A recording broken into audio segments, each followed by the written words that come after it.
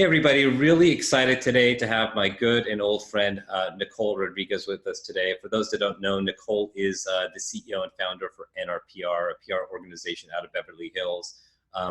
Very well recognized, PR News' top game changer, Bulldog Reporter's Professional of the Year, a Stevie Awards top female executive. So she's also been a part of a invite only to the Forbes Agency Council and one of only 8 board members for the American Women of PR. So we've been talking about Nicole having you on for a little while now, and you know, obviously we're connected through my better half, you know, who you've known your whole life, right? So I'm really excited to have you on and talk today and get to know you a little bit more. But I'd love to just jump right in and talk about your drive. For those that don't know Nicole, you know, you're always doing so much. I've always been impressed with your drive. And when we spoke a while ago, we talked about this started really early for you, almost like when you were 6. Maybe you could jump into that.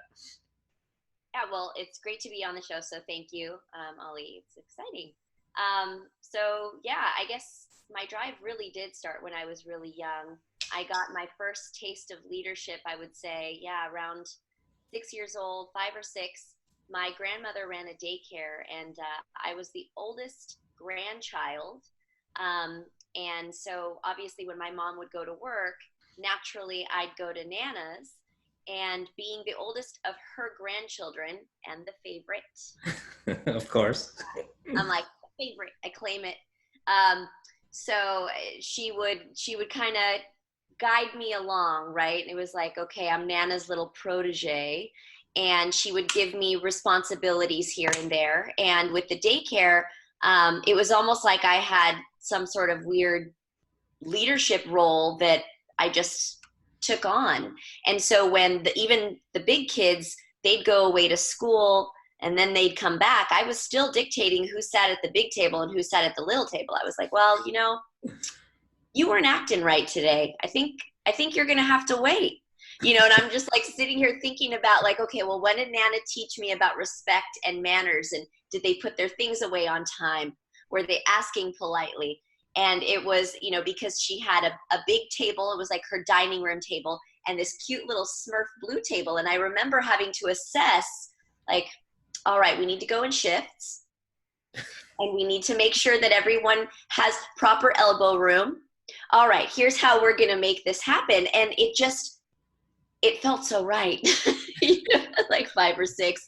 And, I just remember thinking, how nice it felt to be trusted, right? Yeah. And because of that, as I got older, I wanted to do more for my Nana. I wanted to do more to, whatever responsibility. And she would then, I think around 10 years old, she'd pay me $10 a week to like organize things and clean the bathroom or whatever it is, right? So it was like I just started taking this on, and more responsibility was put on me, and then I was getting rewarded in different ways. And so it just really sunk in, and it became like second nature. So by the time I got into elementary school, I was already like, pretending I had a whistle, like, you're not acting right, teacher. And they were like, Nicole, you're such a suck up.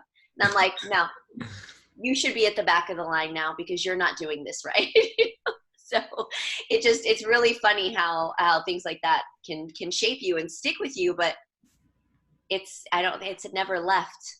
So yeah. So how did that translate as you got older and you continue to go through your career? Because you've been in the PR space for 20 years or so now, and I think just celebrated your 5 or 6 year anniversary for NRPR, so congratulations. But how did those early lessons of kind of drive and direction and leadership translate to what you put into practice today?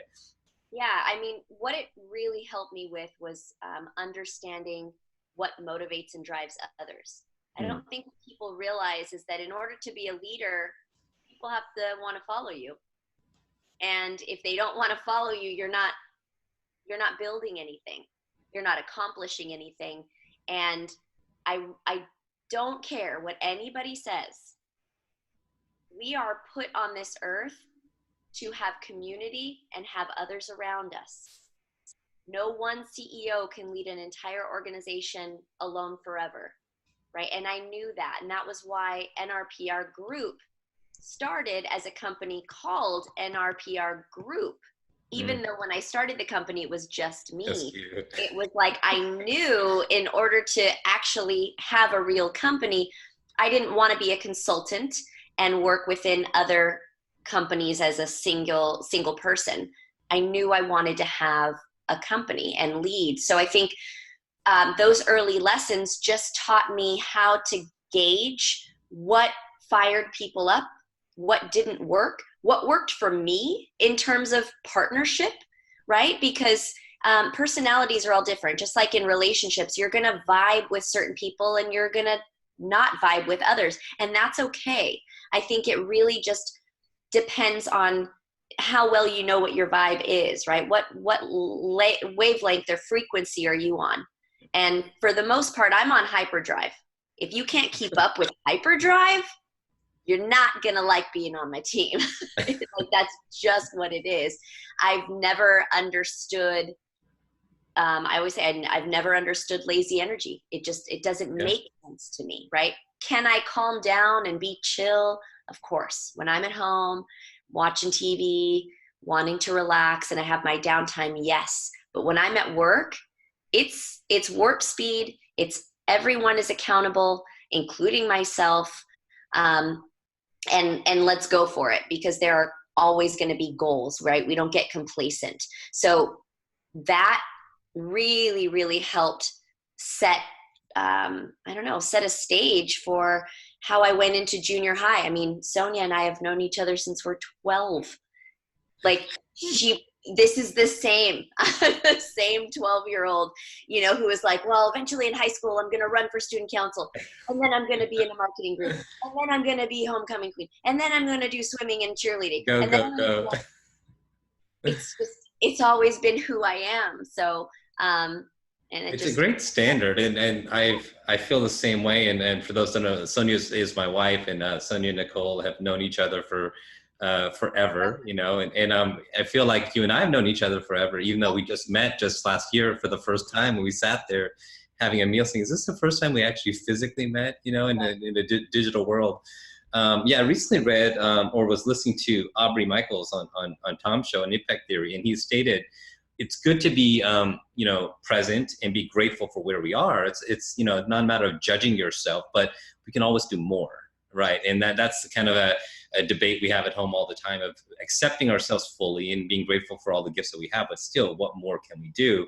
When we spoke a while ago, Nicole, we talked about kind of that competitive nature of yours. And early on, I know we just shared some childhood stories, but you weren't always accepted. And you had this quote that I took on that I really wanted to share, which was, prospering in all ways will be your sweetest revenge. And I loved that quote. Maybe you could share that story and tell me how that quote has really pushed you and driven you. Yeah. So that quote has, I think, stuck with me since junior high, I think. It's a great quote. I'm going to use it. Right? And I think what we don't realize, especially as kids, right? When we're kids, we're a lot more honest. I think we learn to put our filters, we put our filters in as we become adults, and oh, maybe I shouldn't say that. But as kids, we can be cruel. I remember being picked on, here and there, and I had a lot of friends, but it was one of those things where I had parents who were really strict, so I couldn't do a lot of the things that all the kids were doing. I had to stay home on the weekends when people were out at parties or whatever it was. I was at home doing math homework and babysitting all of my younger siblings, and and then I'd come back to school on Monday like, oh well, you really missed that party, or oh well, so and so is going to break up with you because you can't hang out on the weekends, in your little junior high relationship. And and you're just kind of like, what, devastated, right? And all I could think of was, I can't change this. This is how it is at home. And my mom and stepdad put a roof over my head and they feed me. So I'm not going to sneak out, or they would literally kill me. It's just one of those things where I'm like, well, I can't change the situation. And I'm not going to sit here and just feel bad about myself. I'm going to think ahead. What can I do for myself now that my future self is going to benefit from? And all I kept saying was, while you guys are sleeping on the weekends, basically sleeping in life, I'm just going to keep planning ahead.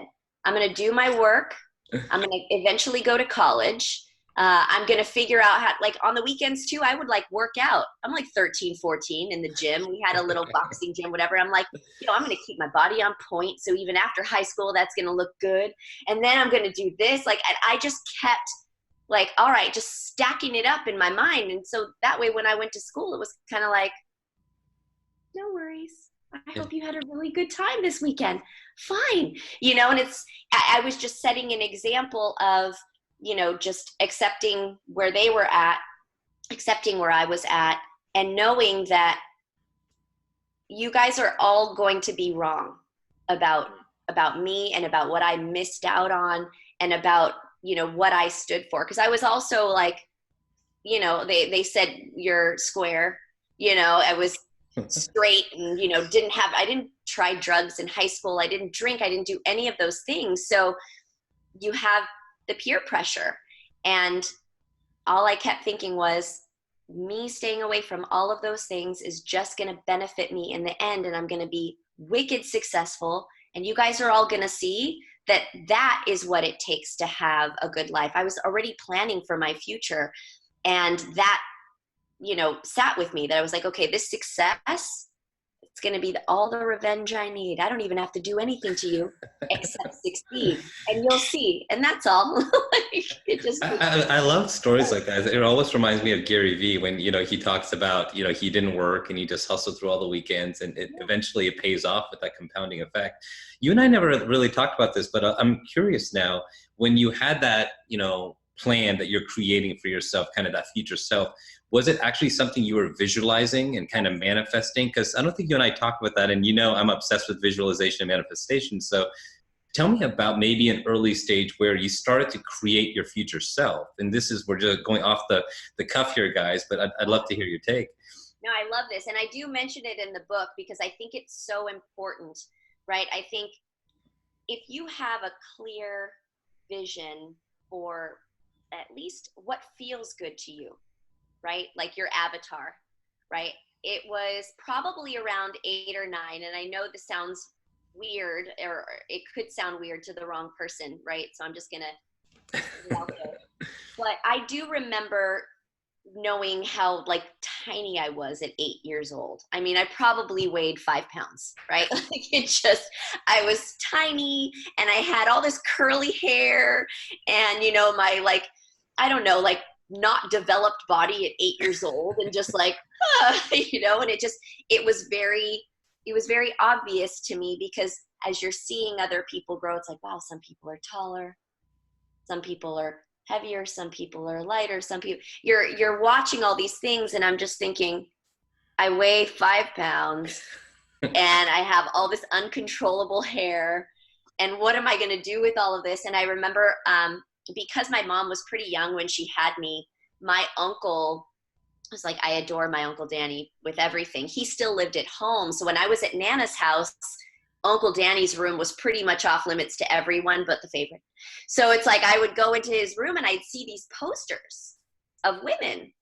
And one of them was Apollonia. I don't know if you remember her. And another one was Vanity. But they were both made pretty famous under Prince.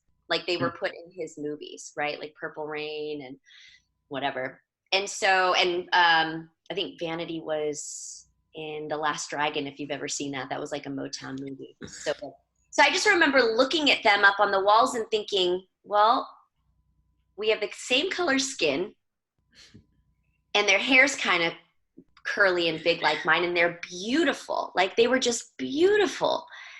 And I was just like, all right, in my mind, I went to my uncle and I was like, well, how do they do that? Like, how do they do their makeup? And he's like, baby, you're not going to do your makeup like that right now. You're young. But he said, when you're older, you're going to be pretty just like them. So don't worry. Right now, just be a kid. And he's like, look at your mom. My mom was very pretty. She was Miss Fremont when she was a teenager. And I would look up to her too. And I thought, if this is my genetic structure, watch Oh, out. okay. This is me at 8, but you know, when I get older, it's on. I just didn't know how it was going to happen or when. But so I really just in my mind, that became the shell. And as I got older, I started realizing, okay, well, there's got to be more of a substance in here than just the shell. So who are my other avatars? And you know, Adrian Balboa from Rocky became my avatar for what persona I wanted to take on as a partner, right? Just strong, but at the same time, very supportive. And then some other women that I came across in my professional life before I became who I am, I saw the way they held themselves, you know, they dressed well, and I gravitated towards that. It spoke to me. So I would visualize all of that. And I would just say, okay, this is who you're going to be. And honestly, like, this is who the 8-year-old saw in the mirror. 100%. This is who she saw. And I'm really just, I tell people that it's so powerful. If you think of yourself as less than, and you're not this and you're not that, that's what you'll become. Yeah, 100%. And I know you talked about some leaders that you met. In a while, when we spoke the first time, wasn't going to talk about this today. You had a mentor that kind of brought you in under your wing and kind of started to show you the ropes, because you've worked with lots of clients, Yahoo and Sony and Hulu and so on and so forth. And granted, your current organization of your own is just 6 years young. You've been in the business for 20 years. How did that mentor, what did she see in you? What did she say when you guys started to engage to where you really started to build this relationship of kind of mentorship and leadership to set you on your way? Yeah. Thank you for that. So I want to just plug the fact that mentors can be so important. I've been very blessed to have very good mentors. So this all did not happen by accident. There were people who saw in me things that I didn't see first, right? It's like you have that will and that drive and that want to be great, but you know, you have those self-doubt messages that sometimes we all do. Right? That self-talk. So how do you overcome it? And oftentimes those mentors can be the ones, right? So Christina, I actually used to babysit her kids when I was in high school. I, again, was the oldest of 9 kids. So my mom, who also decided that she wanted to go back to school and get a college degree while we were in high school and whatever. So she, like my grandmother, started her own daycare so she could be at home with us during the day, run her business, study and go to school at night. And I mean, I saw her powering through so much. And she was like, look, I know you want to be in cheerleading and I know that whatever, but that all costs money. And there's so many of us, your kid, you know, your siblings, you're going to have to figure out how to raise money to be in cheerleading. And I mean, none of my other teammates that I knew had to raise $1,200 a year to pay for their own uniforms. Yeah. And so Christina was like, look, you know, your mom watches the kids during the day, but at night when me and Bob want to go on a date or on the weekends or when you get older, you can watch the kids at our house. And so that became it actually became my very first job. So I was able to watch her kids for years and became like a part of the family. And of course, when I decided to go to college, I wasn't babysitting anymore. I had to take on jobs to help pay for college. And we ran into each other. She came into the grocery store that I was working at. She's like, honey, we miss you so much. Where have you been? And I'm like, just school. And she knew I was going to college. And she's like, well, have you declared a major? And I told her it was PR. And she looked at me like, are you kidding? I'm like, yeah, is there something wrong? I didn't know what PR was till I got to college. And she said, please tell me that I've basically known you just about, your whole life. You know what I do. And I was like, not really. No. And she said, honey, I went to San Jose State and I got a communications degree and I work in PR. And, she was a director of corporate communications for Cisco Systems and then went to Portal Software, which was a startup. And she was like, honey, if I trust you with my kids, I could trust you as my intern. Do you want a job? And I was like a real one? Like a real one in PR? And she's like, yes. Do you want to be my intern? You know, this summer, she got me I had a paid internship that before I had a degree. So she saw in me qualities that made her trust me, that made her want to take me under her wing. And she showed me the ropes. And she's like, look, we're in Silicon Valley and this tech thing is still pretty new, like pretty young. This is like, what, the year 2000, right? And she's like, you can figure out, right? She says, if you can figure out how to make technology, you know, software sexy, you can PR anything.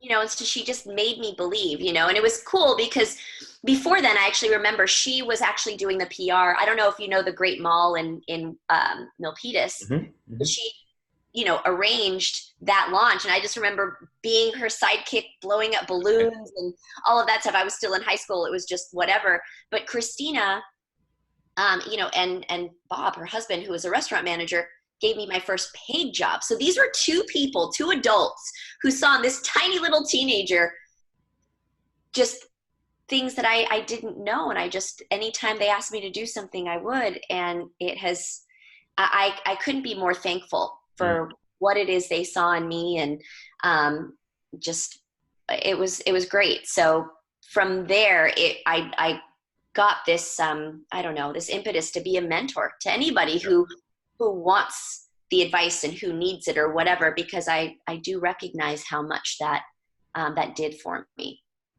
I love the Denzel quote, and thank you for sharing that. The reach one, teach one. You know, he talks about, and it is so important. You know, and most of us, we get those inner voices in our head of self-doubt. We all have them, and even though you're on this path of educating yourself, and I am a firm believer that these people come into your life for a reason. You know, it's not an accident. There's no coincidences. And my assumption is, and tell me if I'm wrong, is she gave you that belief in yourself that maybe you had that doubt for, right? So you were still going through the process and you're motivated and driven. But sometimes we just need that one person to believe in us to open up those doors a little bit more. And I know, yeah, shake that little bell. So I'm going to fast forward a little bit, you know, and so several years later, you decided you're going to go out on your own, and you birthed, you know, your business, so to speak. And but it wasn't easy. And you talked about a couple of years prior to ever giving yourself a salary. I'm not an entrepreneur, but I know a lot that are, so that's not unique. My mom started her own business, and it was very similar, where she didn't get paid for the first several years. And you'd mentioned very humbling yourself, humble beginnings. Maybe you could share that story of how hard it was when you got started. And then there was a moment that it was kind of a rock bottom for you, where you asked yourself, is this something that I'm actually going to keep going with? Yeah. I'm like, oh God, backtrack years almost. Yeah, just about. I registered NRPR March of 2014 and didn't actually launch until June, right? I wanted to lay the groundwork and make sure things were in place before I started telling people this was real. And when all that happened, when I committed to this step in my career, I just knew that financially, up front, I was going to take a hit. And to me, it was one of those things where if I make it, this short-term sacrifice is going to be well worth it. If I don't, and all the money runs out, I am qualified enough to get a really good job, right? And so it's like you go through these things in your mind because this is the reality. And I think when it comes to the finance piece of it, it stops a lot of people. And I knew that just from having conversations with people. And so I said, okay, well, what is it that I need bare minimum to live? And what I'm going to do is keep feeding this beast, right? I'm going to keep feeding the company so that that grows. And eventually it's like building a house. You need a solid foundation. You've got to lay the groundwork, lay the concrete, and, you know, start building, right? And I think people who are not used to going without they're in this mindset, well, oh, I'd really like to start a new company, or I'd like to start a company of my own, but oh, I make a great 6-figure salary. I have a house and a car and all of these things. And I left a 6-figure salary to do this and make nothing for myself, right? I looked at my bank account and I was like, all right, how long can we do this before anything goes back in here? Like, and so I started assessing everything and looked in my closet and I was like, this is just stuff. What can I sell? And I even looked at my furniture. I'm like, this is just stuff. What can I sell? I need to just keep putting money in here. Thinking about my daughter who, I had put in private school from kindergarten all the way through. And I'm like, and she's not going to suffer because of this decision. So every little thing I looked at and said, are you okay not spending like you're used to? Are you okay with going without? And I was like, yes, because I know me. It's like going to Vegas and saying I have $1,000 to spend in Vegas and I'm just going to put it all on black one time. And I just put it all on black and I was like, all right, let's go. It just took a little while to hit. Oh yeah, it was just kind of like, come on, that anticipation. But once I just put certain things in motion, things that I already knew, because I'd launched how many companies? I'd launched other companies doing their PR and marketing. So it was like, Nicole, just get your head in the game. You know what to do to attract work and customers, and you've worked with people before. Start telling your clients. And so I just started listening to myself, and it was almost like I hired myself to start publicizing NRPR. It was like, okay, what would Nicole do for real? So a couple things that we've talked about, some big names, but your specialty was helping scaling startups, right? Yeah. So when we talk about you've talked to founders and you've heard about some of their pains and some of their challenges, and in you building out your own business, you were very familiar with that expertise of working with these young, blooming, scaling companies, right? So to your point, you could hire yourself, right? That's exactly it. And that's what I did. And I think that pushed me through at least the beginning. The other thing too that I tell people remember their experience of you, and old bosses, old colleagues, old people that I had good experiences with, people that I worked really hard for when I worked in-house at their company. These were some of the first people to hire NRPR because they knew my reputation. They trusted me as a professional. And within the first couple months, I had clients and people were like amazed. They're like, wow, you're running a company? I had an office space within the first 2-3 months. And so I was putting money into the office, and people thought, well, why are you doing that? And I said, if you build it, they will come. Mm-hmm. If I'm just working out of my home, I don't want people coming to my house. That's my safe space. This is my quiet space. So I knew if I'm going to build an RPR group with people and clients, I needed an office. So I was putting money into furniture and things that the office needed. Nobody needed to know that we were barely skating by. It was like I was fiscally responsible, but at the same time, I knew perception. People needed to see that I had a place. People see it. I remember because Sonia, my wife always says you barely give anybody credit, because I have a high judge of character, so to speak. And I remember watching all the content you were putting on LinkedIn, all the videos you continue to put on YouTube and Facebook. And I says, wow, this woman's really doing it. And I was always impressed prior to even having any conversations, because that perception is the reality that people create for themselves. You had also talked when we spoke a while ago about, as a mother, and, I have a high schooler, so very similar ages, Zaria, my son is a senior now. So he's approaching his college applications and things of that nature. And we had talked about how do we, influence those around us, speaking primarily about our families without pushing our agendas and our perspectives on them. And one thing we had talked about when you and I connected a few months ago was how you tried to lead an example of teaching grit and leadership to your daughter. I don't know if you can share, how you did that, and and just any feedback there. Yeah, I think that started for me early on when she was probably in kindergarten and first grade, and I had asked her what activities she was curious about, right? In my mind, I already knew from experience that having a balance between school, other activities, and whatever, that holistically created who I am now. Had I just gone to school and not gotten into student council or any sports, I would have just focused on the school part and not developed into the person I am now. So rather than pushing my agenda and saying, you have to be in cheerleading, you have to be this, I asked her, you know, what activities do you want me to sign you up for?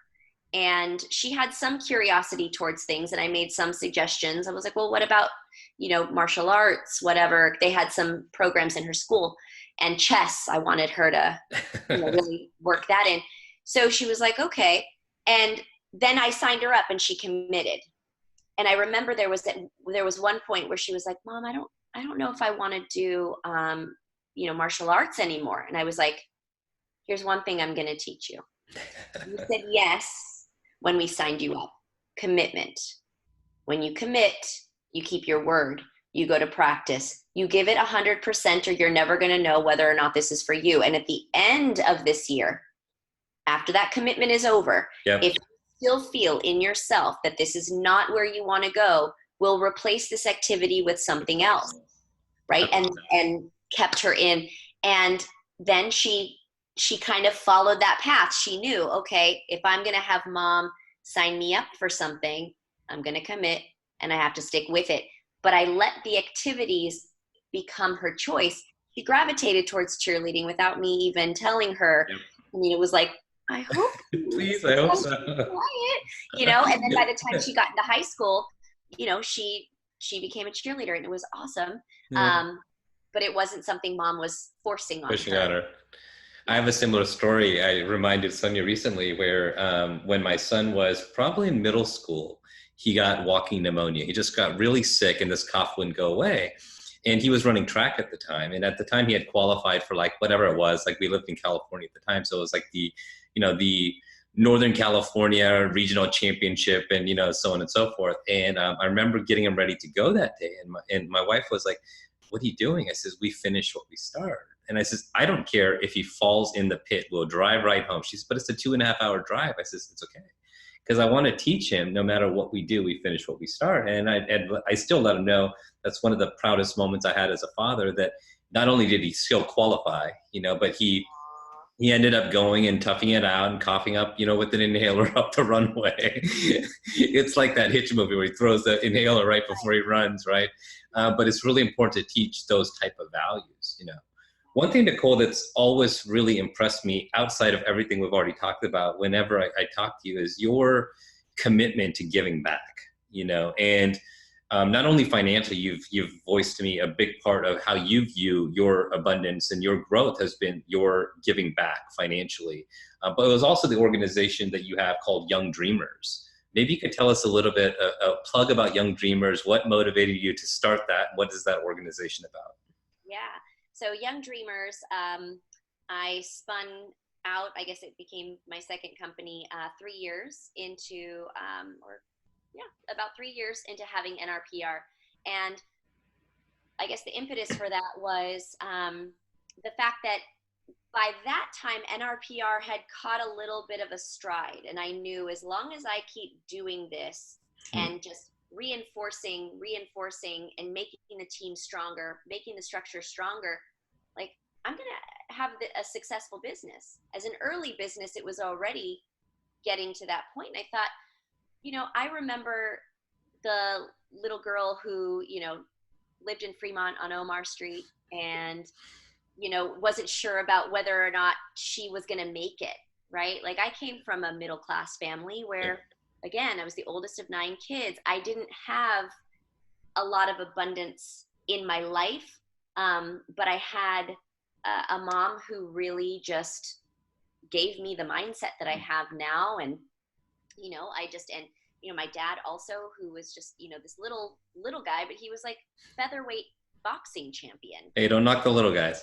Yeah, I'm just, it's like, for him, it was I feel like, okay, what I didn't start off with in money, I got in attributes from my parents. And I believe that I'm the best of their qualities. And I always just gave myself that mindset. I am the best of their best qualities. What can I do with this? Because I could have easily sunk down and just been like, well, I live in Fremont.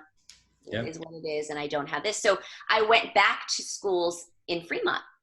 I just wanted to talk to the kids and share my story about this girl from Fremont who went to the same schools as you or whatever. And now I have this really great company in Beverly Hills, and I work with celebrities, and I'm living my dream literally, and giving them that hope, right? And so it just felt so good. And my daughter. Before you jump in, Nicole, what is Young Dreamers? Because I don't. Yeah, so Young Dreamers is basically a program where we build curriculum, we build rallies, like school rallies, and just talks and leadership training for kids from about 5th grade all the way up through high school. Wow. So yeah, we put some structure to the program. Each school has different needs. And so we developed it based on that. And now we're working with about 40 schools across California, Nevada, and Hawaii, and just going and delivering messages, also doing workshops and helping kids visualize, basically learn and do the things that I did. It's like I'm giving all of this back to them, and it just feels amazing. Like it replenishes my energy like nothing else, you know. It's really great. Yeah, I was just reading an article on the science of service is directly correlated with happiness, and you know, so for most that don't know, Irvington, Fremont, California, you know, it is not today what it was, you know, 25 or 30 years ago. So now it's very well known in the heart of Silicon Valley, and with the big buzz with Facebook, everything else, that it's, you know, really blown up. Even now, Irvington is the #1 high school, not Mission, I think, you know, which is right. But it wasn't what it was back then. So when we grow up in a very, you know, middle class, and I grew up in a middle class area, you know, we feel like we owe it to the generations behind us. Especially those that aren't as privileged as some others are. So I think what you're doing there is phenomenal. I know, Nicole, we're getting short on time. You just launched a book. You know, real quickly, what motivated you to launch the book? Tell us about the book, where people can find it. And then I'd love to hear one piece of advice you might have for somebody younger, you know, in their career, that really you wish you heard, that you want to give back to you know, some younger sales professionals or marketers themselves. Yeah. All right. So starting first, the name of the book is called Beverly Hills Boss. And the reason it's called Beverly Hills Boss is literally because at the age of 15, and Sonia knows Tim, but Tim Hess was probably like my best friend. And we all met at the same time in the same class, me, Sonia, and Tim, actually, in 7th grade. And I remember we were working on a school project where we had to describe our perfect world and whatever. And Beverly Hills 90210 was on TV. And it was like, in my mind, I'd never been to Beverly Hills, but that was like the North Star, right? And so we're developing this thing for our class project. And I told Tim, I said, you know, in the future, like I'm going to move to Beverly Hills. I'm going to be out of Fremont, you know, and I'm going to show the world what Fremont's all about, right? Like, I'm going to have this nice car and blah, blah, blah. And he literally looked at me like, dude, let's just finish this project. All right. Get your head out of the clouds. Like, you're not from Beverly Hills. You're from Fremont. So that means, you know, this is your life. And I thought, well, what if I could become the boss of my own life? What if I could become the boss of my dreams, my goals, and be the one that actually sets it, not society, not my parents, not anything or anyone else. And so Beverly Hills Boss is 2 parts. It's part my story from literally how I became, you know, an entrepreneur and trusted by some of the top celebrities and CEOs in the world, actually. You know, how did that happen? And it started with a mindset of becoming the boss of my life and my destiny. And at the end of every chapter, I point it back to the reader and I say, okay, your turn. Where are you? I love that. Of it, right? This was my piece. This is what I did. Now do an assessment. And I think what people are going to start to find is that they're more capable of living out their dreams than they think. Have you read Brendan Burchard's High Performance Habits? No. Oh my gosh, I have to read it. Oh gosh, I have this habit of I listen and I read if something I really want to retain, and at the end of each chapter he does the same thing. He makes people go back and go through the exercise and self-reflect. So that's really strong that you're doing that, and I'm excited to read the book as well. So I guess two questions as we're wrapping. What's one piece of advice you'd want to offer a younger marketer or professional, and whether it's, a female or not, because I know things have changed over 20 years, but just one piece of advice you'd offer others, and then where can people find you? Right. So the advice I would give is, remember that people will remember their experiences of you. Okay. You're bringing drama to the office. Is that what you want them to remember? Or are you bringing results to your job? That's what they're going to remember. Are you kind? Are you easy to work with? Do you hold up, your end of the bargain when you're in a group setting? It's not like you work in one job and you'll never see those people again. You will realize as you get older, paths are going to cross, and believe me, people will remember their experience of you. So hold yourself basically accountable for that, for creating the best experience for everyone, no matter what they dish out at you. And for me, that was the one thing, knowing that I eventually was going to start a company, that is the one thing that I told myself that totally paid off. Because there were so many people who had good experiences of me before that it was almost like they were building NRPR for me before I started NRPR. And I had clients. So it had nothing to do with just luck. It was, I was creating that reputation of a hard worker and someone who knew what they were doing and someone who was reliable, to where it was a no-brainer for them to hire me and stick with me. Right. So I would definitely, like, every young person, please, like, just be a good experience, right? Be good energy for people, and they'll remember that. And that's any industry. That's great advice. Totally. Where can people find you? Yeah, so people can find me, I guess, in two places. Actually, nrprgroup.com is my company website. So if they want to learn more about, like, professional me and all of that, if people want to get more advice or just listen in or whatever, I did start a YouTube page or a YouTube channel for my book, where I share a lot of fun anecdotes and stories and PR and marketing tips. So that is on YouTube, just Beverly Hills Boss. And yeah, if you want to find the book, beverlyhillsboss.com. It's sold in, digitally. And if you want a hard copy, you can do that as well. So yeah. Well, thank you so much, Nicole, for coming on. I really enjoy you being on the Lead with Meaning podcast. And for those that haven't, definitely check her out. Your energy is contagious. I always, if I'm dragging a little bit, I know I could grab one of your videos, and I'm always excited to make an impact with my day. So appreciate you coming on, and like, comment, and share. And thanks for joining the show. Yeah, thanks for having me. It was a great time. Appreciate it. And good luck. Like, your podcast, I know we were talking about it for a while, and you're like, I just want to get started. I am just so proud of you for getting it started. Oh, thank you so much. Just keep sticking with it. It's a good thing you're doing. Thanks, Nicole.